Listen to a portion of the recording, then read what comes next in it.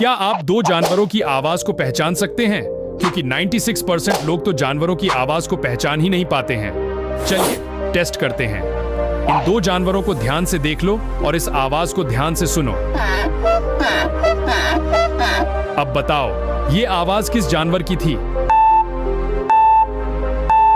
ये आवाज थी गधे की। जिसे पहले से पता था सिर्फ वही लाइक करेंगे। नंबर 2, अब इस दो जानवरों को भी ध्यान से देख लो और अब इस आवाज को सुनो।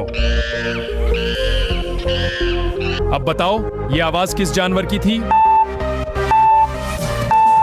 अगर आपने इस जानवर की आवाज को पहचान लिया तो सब्सक्राइब का बटन दबाकर कमेंट में इस जानवर का नाम बताओ।